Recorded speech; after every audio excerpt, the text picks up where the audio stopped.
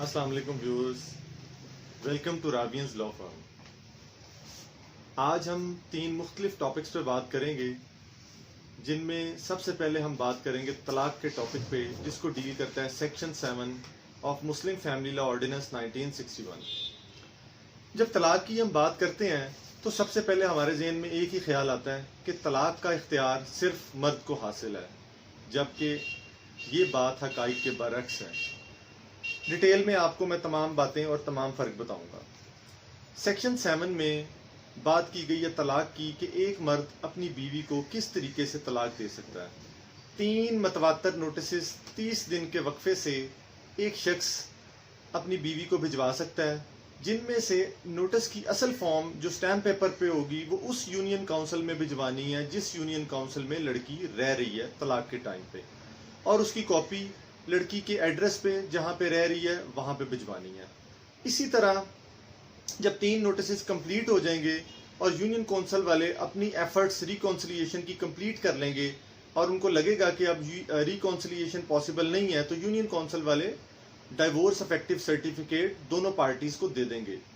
इसी तरह अगर सेक्शन 8 की बात की जाए तो section 8 of Muslim family law ordinance 1961 ये कहता है कि यही तलाक का हक औरत को भी हासिल है अगर उसके निकाह नामे में एक कॉलम होता है, उस कॉलम में अगर ये राइट औरत को दे दिया गया है तो इसी तरीके से औरत भी अपने खामद को तलाक दे सकती है। लेकिन नॉर्मली हमारे मुआशरे में इस कॉलम पे क्रॉस कर दिया जाता है और ये राइट औरत को नहीं दिया जाता। अब हम बात करते हैं औरत के राइट की। औरत का right dissolution of Muslim marriage act 1939 के सेक्शन 2 में दिया गया है, जिसमें बताया गया है कि किन किन ग्राउंड्स पे मैरिज डिसॉल्व की जा सकती है।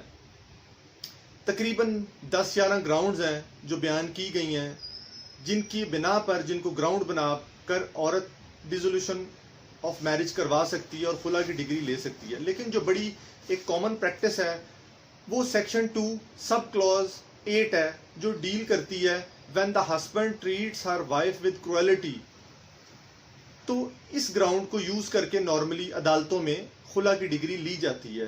अब मैं आपको थोड़ा सा ये बता दूं कि खुला का दावा दायर करने का तरीकाकार क्या है और उसमें क्या कोर्ट प्रोसीजर अडॉप्ट करती है। सबसे पहले तो मैं आपको बताता चलूं कि जब खुला का दावा दायर होगा तो सबसे पहले उसमें नोटिस होंगे।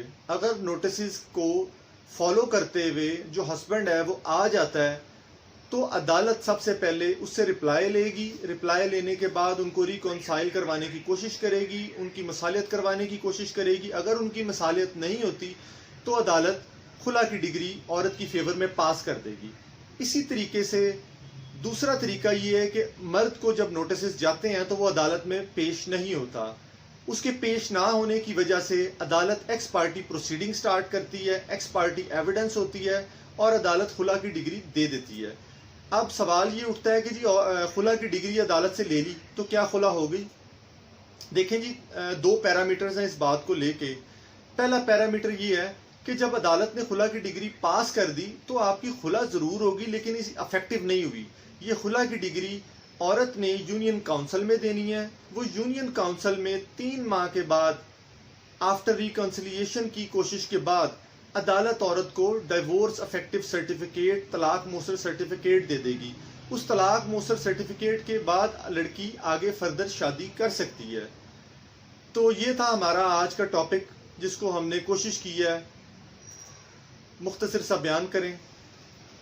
मजीद रहनुमाई के लिए स्क्रीन के नीचे दिए गए नंबर पे आप कांटेक्ट कर सकते हैं और अपने मामले का हल जान सकते हैं। वीडियो पसंद आए तो इसको लाइक और सब्सक्राइब जरूर कीजिएगा। Thank you so much. Allah Hafiz.